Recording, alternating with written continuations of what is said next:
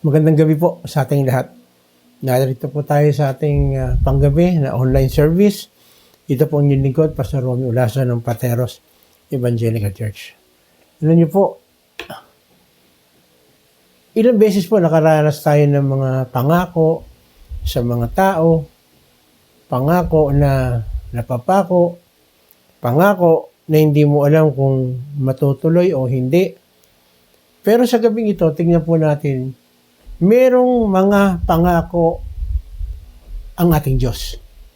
Diyos na ibinibigay niya dito sa mga taong, yan ang pag-uusapan po natin. Pero bago tayo magpatuloy, hingi po muna tayo sa ating Diyos na nangako sa atin na bibigyan tayo ng knowledge at wisdom kung tayo lalapit sa Kanya para sa pagkaunawa. Panginoon, salamat sa gabing ito. Aangkinin namin ang iyong isa sa mga pangako na kami ay tutulungan, bibigyan mo ng karunungan at pangunawa kung kami lalapit sa iyo dahil ito ang gustong-gusto mo. Lalo naming makita ang ganda ng pagsunod sa pamamagitan po ng iyong mga pangako. Kaya hayaan niyo po, Panginoon, na maging handa ang aming isipan, ang aming puso. Salamat po, Lord, sa buong maghapon na ito. Pinanghawakan namin ang iyong pangako, kaya naingatan, nagabayan niyo po kami, at tunay na kami nagpupuri, nagpapasalamat sa napakagandang gagawin mo at sasabihin sa amin sa gabing ito. In Jesus' name we pray. Amen. Kagaya nga po ng sinasabi ko po, si Lord, maraming pangako sa atin.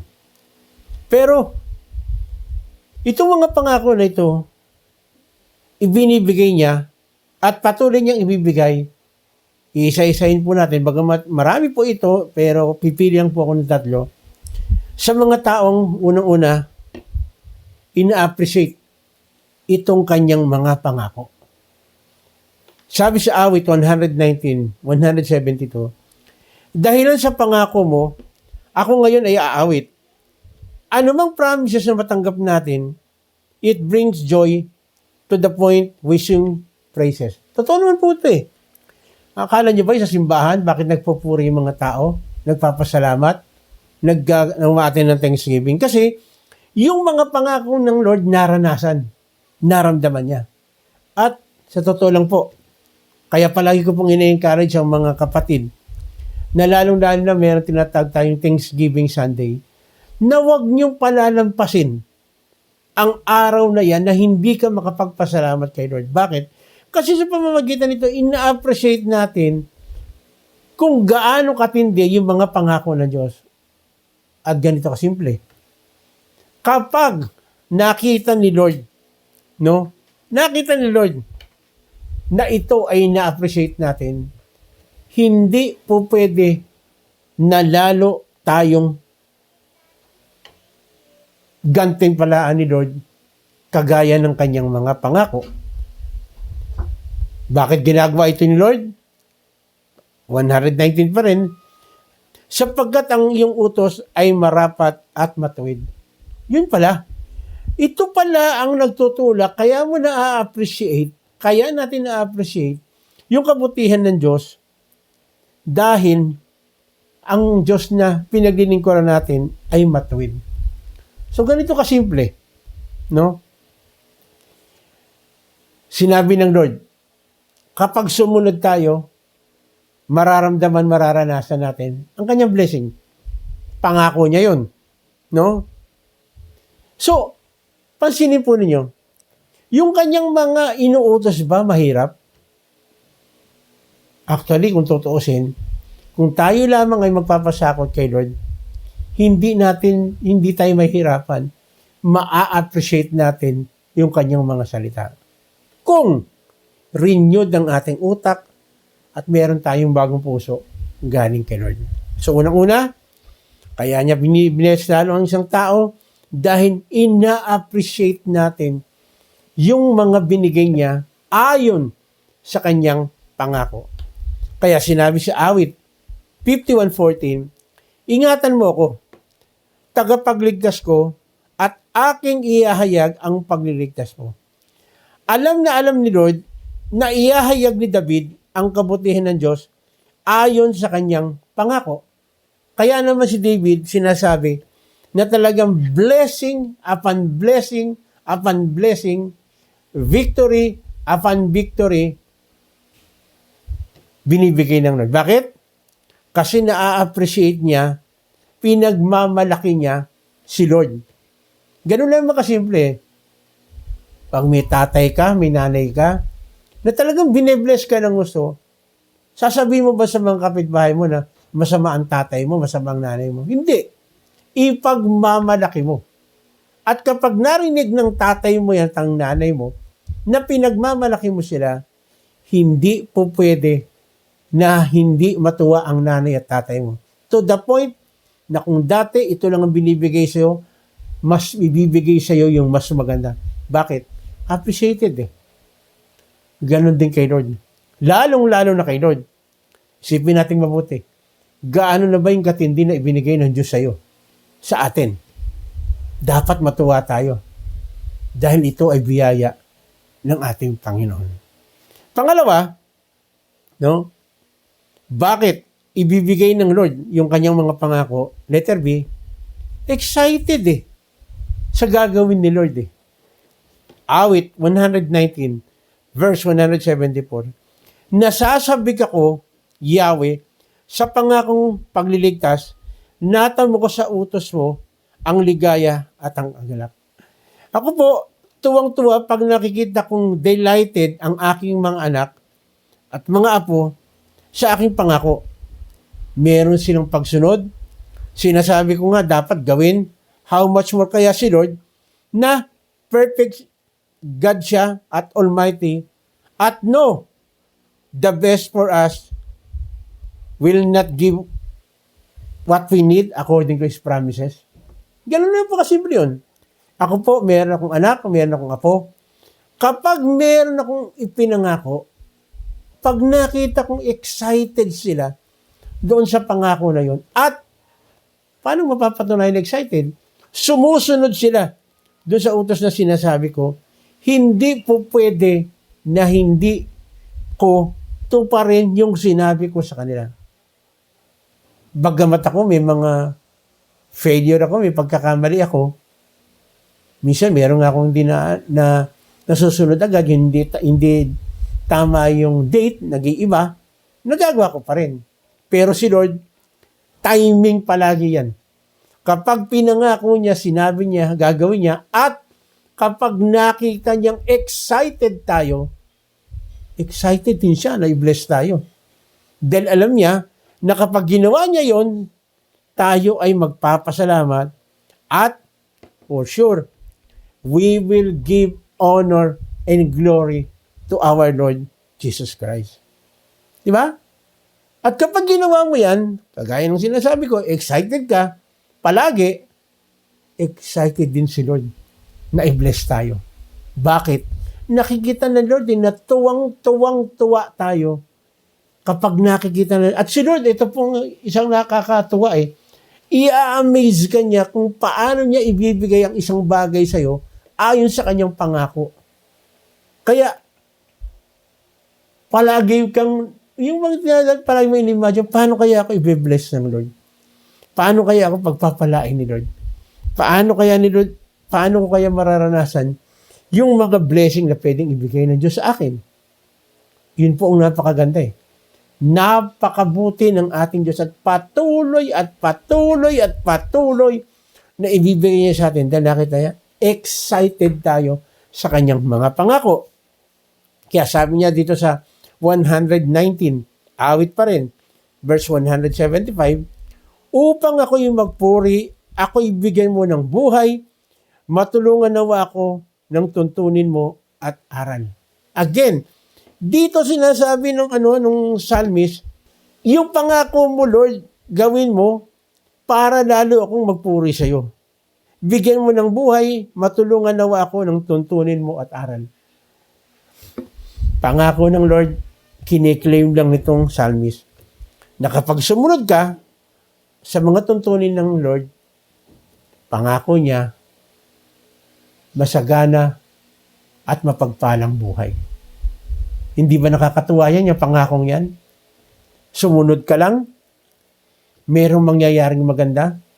Hindi para sa kanya yon, para sa atin. Natutuwa siya kapag sumunod tayo. Bakit?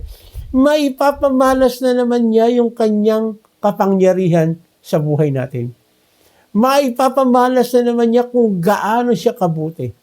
Maipapamalas na naman niya kung paanong tapat siya sa kanyang mga pangako. Tandaan po natin, ang Lord hindi magkakaroon ng failure in patungkol sa sa kanyang mga promises. No? Kaya, ang tanong, excited ka ba sa pangako ng Lord? Na-appreciate mo ba yung mga pangako na nararanasan natin ngayon? Actually, bro, kapatid, sasabihin ko sa iyo, marami pang darating na mga promises si Lord.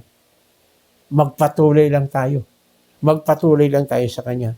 Pangatlo na sinasabing ganun, kapag naranasan mo, natutuwa si Lord, kapag nakita niya na lalo tayong nagdedepende sa Kanya, depending more to God.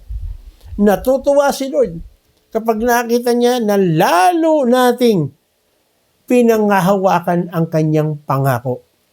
Kaya sabi niya sa awit 119, 176, para kung isang tupa na nawala at nawalay, hanapin mo ang lingkod mo, ako ngayon ay lapitan sapagkat ako ay sumusunod sa lahat mong kautusan. Receiving God's promises in our life will lead us to depend more in all His love and promises. Totoo po yan. Di ba? The more na naranasan mo yung pagpapala ng Lord, the more na magdedepende ka sa Kanya. Ang problema lang kuminsan, ina-analyze ba natin? O baka naman kuminsan akala natin dahil masipag tayo, kaya nangyari yan. Kaya ka na-promote dahil ang sipag mo. Kaya ka natapos lahat ng ginagawa mo dahil ang sipag mo. Of course, may part ka. Pero sa tingin mo ba, kung hindi ka nagdepende kay Lord, di ba? Pansinin mo, bago mag-board exam, humingi ka ng tulong kay Lord, nagdepende ka sa Kanya, nag-pray ka, of course, meron kang ginawa. Anong ginawa mo? Nag-review ka, nag-aaral ka. Pero sa tingin mo, kung wala ang tulong ng Diyos, makakabisa mo lahat yon. Kung wala si Lord, matatandaan ba natin yung mga exam na yan? Kung hindi dahil sa Kanya, hindi tayo magkakaroon ka ba ng tamang analysis sa tulong ng Lord? Again, the more na nagdedepende tayo kay Lord sa Kanyang mga pangako, hindi po pwede na hindi siya kumilos at gumawa. At kapag nakita na Lord sa yung ating dependency sa Kanya, excited tayo sa Kanyang napakagandang gagawin, the more na pagpapalain tayo. At the more na pagpapalain tayo, pagpapalain pang lalo ni Lord, pag nakita ng Lord na, ina-appreciate natin ang lahat ng Kanyang ginagawa. Kapatid, sa mga oras ito, hindi ko alam kung ano yung mga pinagdadaanan mo. Pero isa lang ang alam ko. Ang pangako ng Diyos hindi magbabago. The more na nagdedepende tayo sa Kanya, the more na excited tayo sa alam na gagawin ng Lord sa Kanya, the more na nakikita ng Lord na tayo ay totoong ina-appreciate natin lahat ng Kanyang ginagawa. Hindi po pwede na hindi ka o hindi tayo lalong pagpalain ng Lord. Nag-aantay lang si Lord. Gusto lang ng Lord, gusto lang ni Lord ipagkatiwala natin ng buong buo sa Kanya ang ating buhay. Kapatid, sa mga oras na ito, hindi ko alam. Kagaya ng sinabi ko, hindi ko alam kung ano yung pinagdadaanan mo. Pero, bakit pahihirapan mo yung sarili mo? Bakit hindi ka dumipende kay Lord? Lumapit ka sa Kanya. Lumapit tayo sa Kanya. Idepende natin ang kung ano man yung pinagdadaanan natin ngayon. At kapag nasabi mo na itong mga bagay na ito, kapatid, matuwa ka na. Ma-excite ka na. Kasi sigurado, merong gagawin ang ating Panginoon. At kapag nakita ni Lord na excited ka sa gagawin niya, sigurado ipagkakalob niya yan. At of course, gusto ng Lord. Kapatid, pag nangyari ito, i-appreciate mo. Ipagmalaki mo kahit saan ka pumunta. Sabihin mo, ipahayag mo, ang napakagandang ginawa ng Diyos sa buhay mo. Dahil si Lord, gusto lang niya ma-appreciate natin yung kanyang mga pangako na patuloy na ginagawa sa atin. Gusto ng Lord, ma-excite tayo sa lahat ng gagawin niya sa buhay natin. At dahil excited tayo, gusto ng Lord, lalo tayong magdepende sa Kanya. Tayo pumikit, tayo manalangin. Kapatid, ang sabi ng Diyos, gusto niya, lalo tayong magdepende sa Kanya. Gusto ng Lord, i-excite tayo. Gusto ng Lord, i-appreciate natin yung Kanyang napakagandang gagawin.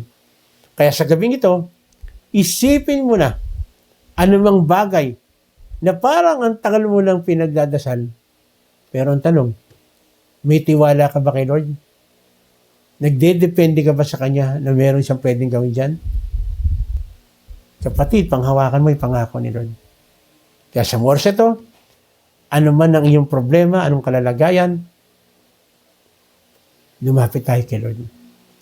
Meron kang physical na karamdaman, pangako ng Diyos, siya ang ating dakilang mga gamot.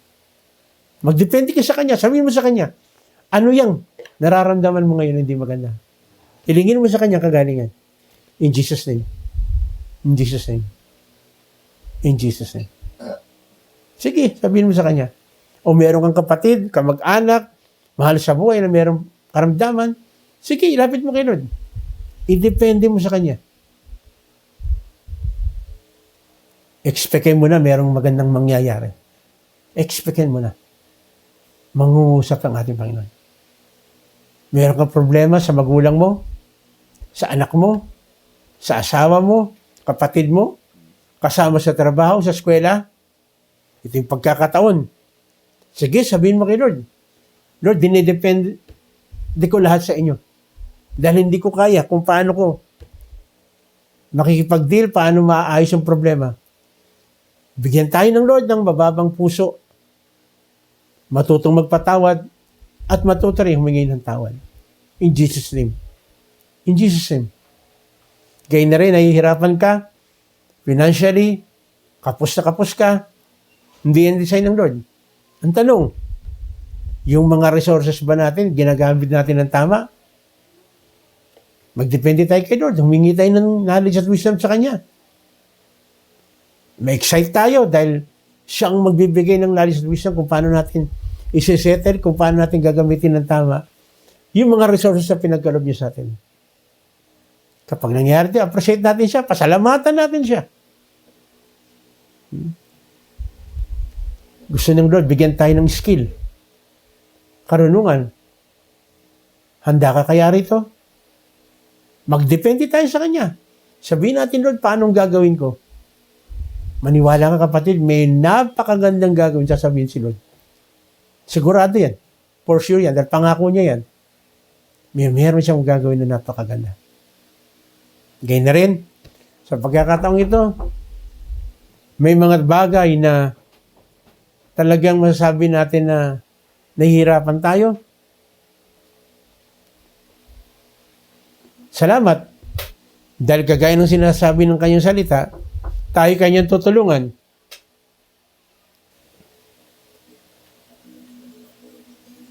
Birthday mo ngayon, anniversary niyo mag-asawa, ito yung pagkakataon.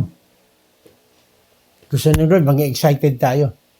Kasi siya nagtugtong nito ng ating buhay. Pagsasama niyo nating ng mag-asawa, si Lord nagbibigay ng excitement. Maraming mga bagay nia-amaze tayo ni Lord.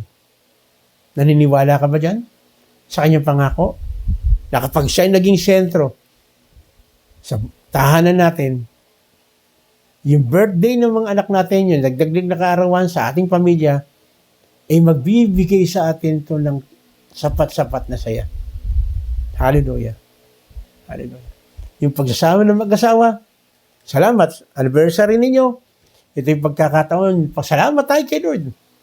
I-appreciate natin yung pagiging Diyos niya sa loob ng tahanan. Ma-excite tayo sa marami pang gagawin ng Lord sa ating buhay. At lalo tayong magdepende sa ating Diyos. Ngayon na rin, panalangin natin kay Lord ang ating bansa. Magmula sa ating presidente hanggang sa pinakamababang nanunungkulan, magawa nila kayo ng tungkulin at mag-expect tayo kay Lord na may something siyang gagawin dito sa ating mga leaders. Kung napapansin ninyo, marami ng rego doon, marami nang nangyayari. Ito isang kaparaanan ng Lord para linisin ang ating gobyerno, ang ating mga pinuno. Bahala si Lord kung paano niya gagawin yan. Ang kailangan daw, huwag tayong titigil sa paglapit sa ating Panginoon. I-depend natin sa Kanya. I-depende natin sa Kanya. Dahil hindi naman natin talaga kaya eh. Si Lord lang ang pwede magbago ng puso at ng isip ng bawat isa. Siya ang magbibigay ng conviction. Maniwala lang tayo. I-appreciate natin kung anong napakagandang gagawin ng Lord sa mga bagay na yan. Salamat. Salamat. At sa gabi ito, pasalamat tayo kay Lord. I-appreciate natin yung message na binigay niya sa atin. Ma-excite tayo na merong siyang sasabihin pang patuloy, i-reveal sa atin. At kapag nagdepende tayo kay Lord, kagaya na nangyari dito sa Psalmist, blessing upon blessing upon blessing will be given to every one of us. Kaya sa gabing ito, maraming salamat po, Lord. Dahil alam po namin, sa mga oras na ito, nangusap ka na, gumawa ka na, at kami po ay ma-excite sa iyong sagot sa gagawin sa aming gabing to. At i-appreciate namin, ipagmamalaki namin saan man kami pumunta, na meron kaming isang Diyos na kagaya mo, na pwede kami magdepende. Dahil alam po namin, ang iyong pangako ay hindi mapapako kailanman. Bagkus, ito ang magiging sandata namin para magpatuloy kami at lalo pa kaming lumapit sa iyong pangalan. Ngayon pa lang, Panginoon, pagpalain mo rin ang bansang Israel. Ayon sa iyong pangako, ang sino mang magpako ang magbigay po ng pagpapala sa Israel ay iyong pagpapalain. Kaya pagpalain mo po, Panginoon, ang bansang Israel. Lahat ng ito, hinihiling po namin sa pangalan ng aming Panginoong Sus. Lahat po tayo magsabi ng Amen. Muli, ito pong yung lingkod, Pastor Romeo Olaso, ng Pateros Evangelical Church, nagsasabi, kung meron po kayong katanungan o meron kayong inquiry patungkol po dito sa ating pinag-aralan, huwag po kayong magkatubili. Lalabas po dyan, pwede po kayong mag-PM at willing po kami na i-cater po ang lahat ng inyong inquiry. Ganyan na rin, sa gabing ito, please, kung meron po kayong naranasan na napakaganda, lalo na yung mga physical na kagalingan, na galing sa ating Panginoon, please i-PM nyo rin po kami. Dahil yan po ang nagbibigay sa amin ng kalakasan para magpatuloy po kami sa mga gawain kagaya po nito.